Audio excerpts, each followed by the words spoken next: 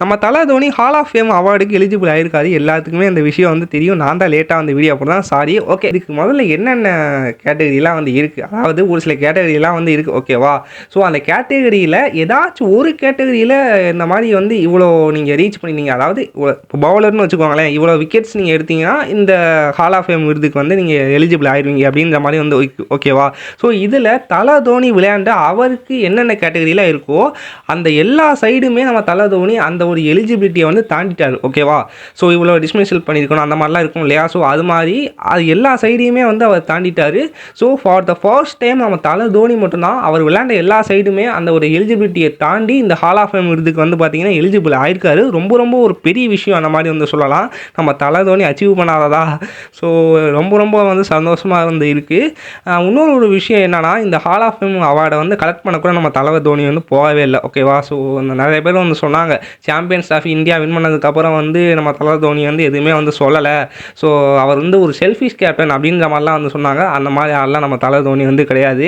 அதுக்கப்புறம் இன்னொரு விஷயம், இந்த சிஎஸ்கே ட்ரேட் விஷயம் வேறு வந்து பார்த்தீங்கன்னா போய்கிட்டு இருக்குது. அது என்ன நிலமையில் இருக்குது அப்படின்னு சொல்லிட்டு வந்து சொல்லணும் இல்லையா? ஸோ அதையும் இந்த வீடியோலேயே வந்து நான் சொல்லிடுறேன். முதல்ல இந்த ட்ரேடை பொறுத்த வரைக்கும் இந்த சீசனில் இதுக்கு முன்னாடி சீசன்லேருந்தே வந்து பார்த்தீங்கன்னா பேசிக்கிட்டு தான் வந்து இருக்காங்க. அதாவது சஞ்சு சாம்சன் வந்து சிஎஸ்கேக்கு வரப்போகிற மாதிரிலாம் நியூஸஸ்லாம் வந்து வந்துச்சு. ஆனால் அப்போ வந்து நியூஸ் என்ன அப்படின்னு வந்து பார்த்தீங்கன்னா, இப்போ வரதான் மாதிரிலாம் வரல. அந்த நியூஸ் வரும், அப்பயே காணாமல் போயிடும். ஆனால் இப்போ வரத நியூஸ்லாம் எப்படி இருக்குன்னா, கண்டிப்பாக சஞ்சு சாம்சன் சிஎஸ்கேக்கு ட்ரேடு செய்யப்படுவாருன்ற மாதிரிலாம் வந்து சொல்கிறாங்க. அதுக்கேற்ற மாதிரி சஞ்சு சாம்சனும் போஸ்ட்லாம் போடுறாரு, செய்கிறாரு. ஏதோ எல்லோ கலர் லைன்லாம் தாண்டுற மாதிரி வந்து பார்த்தீங்கன்னா போடுறாரு. அதெல்லாம் பார்க்கையில் உண்மையாலே ஆர்ஆரை விட்டு வெளியே வந்துருவாரோன்ற மாதிரிலாம் வந்து பார்த்தீங்கன்னா தோணுது. ஸோ இந்த மாதமே ஏதோ ஒரு மீட்டிங் வந்து நடக்க வேண்டியதான ட்ரேடு பற்றி ஏதோ ஒரு காரணத்தினால அந்த மீட்டிங் வந்து தள்ளி போயிடுச்சு, நடக்கலைன்ற மாதிரி வந்து சொல்லப்படுது. ஆனால் அது என்ன காரணம்னு சொல்லிட்டு வந்து பார்த்தீங்கன்னா தெரில. அப்படி தான் வந்து மென்ஷனும் பண்ணியிருந்தாங்க, என்ன காரணம்னு வந்து தெரிலன்னு சொல்லிட்டு. ஸோ மேக்ஸிமம் ரொம்ப வந்து ஆசையை வளர்த்துக்காதீங்க, சஞ்சு சாம்சன் சிஎஸ்கேக்கு வர போகிறாரு அப்படின்னு சொல்லிட்டு. ஏன்னா கடைசி நேரத்தில் ஏமாந்துட்டோம்னு வச்சுக்கோங்களேன், அது வந்து ரொம்பவே கஷ்டமாக வந்திருக்கும். அதனால் ரொம்ப ஹோப் வச்சுக்காதீங்க. ஸோ என்ன நடக்குதுன்னு பார்ப்போம். அதே மாதிரி கூடிய சீக்கிரத்தில் இந்த ட்ரேடு பற்றி வந்து தெரிஞ்சிடும். ஏன்னா எந்த பிளேயர்ஸ்லாம் ரீட்டைன் பண்ணணும் என்னன்னு சொல்லிட்டு இந்த அக்டோபர் மாதம் நவம்பர் மாதம்லாம் வந்து பார்த்திங்கன்னா சொல்லிடணும்.